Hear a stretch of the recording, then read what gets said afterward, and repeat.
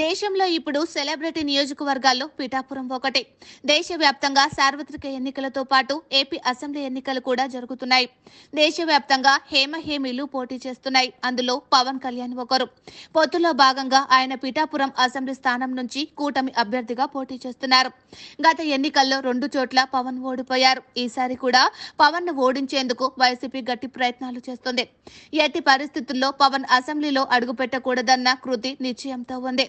అదే సమయంలో రాష్ట్రంలోనే అత్యధిక మెజారిటీతో పవన్ గెలుపొందాలన్న లక్ష్యంతో జన సైనికులు పనిచేస్తున్నారు.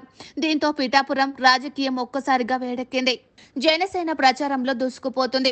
సినీ సెలబ్రిటీలతో పాటు రాష్ట్ర వ్యాప్తంగా జన సైనికులు పిఠాపురం వచ్చి పెద్ద ఎత్తున ప్రచారం చేస్తున్నారు. అయితే ఇదే సమయంలో జనసేన నేతలు కొత్త వాదనను తెరపైకి తెచ్చారు. పవన్ కళ్యాణ్ ను ఓడించేందుకు వైసీపీ భారీ ప్లాన్లు చేస్తుందన్నది ఈ ఆరోపణ.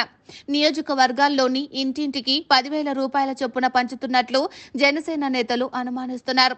జనసేన అభిమానుల ఇళ్లను మినహాయించి మిగతా ఇళ్లలో 10,000 చొప్పున పంచే కార్యక్రమాన్ని పెద్ద ఎత్తున చేపడుతున్నట్లు జన సైనికులు ఆరోపిస్తున్నారు. అయితే ఈ వాదనలో వ్యూహం ఉన్నట్లు తెలుస్తోంది. అయితే ఇప్పటికే సోషల్ మీడియాతో పాటు డిజిటల్ మీడియా యాక్టివ్ గా ఉంది.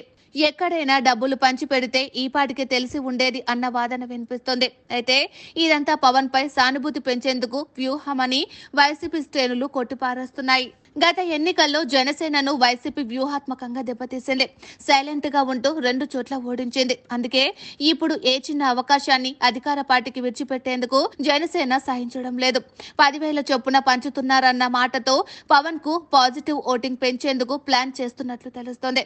అయితే ఇది ఎంతవరకు వర్కౌట్ అవుతుందో చూడాలి. ఇప్పటికే కాపు ఉద్యమ నేతల ద్వారా దెబ్బతీయాలని చూశారు. ముద్రగడ పద్మనాభంను రంగంలోకి దించారు.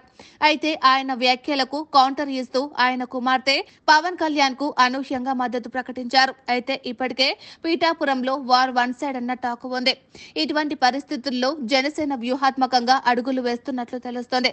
అందులో భాగంగానే వైసీపీ భారీ తాయిలాలు ఇస్తుందని ప్రచారం చేస్తున్నట్లు సమాచారం. మొత్తానికైతే జనసేన ఒక వ్యూహం ప్రకారం వైసీపీని అష్ట దిగ్బంధనం చేస్తున్నట్లు విశ్లేషకులు అభిప్రాయపడుతున్నారు.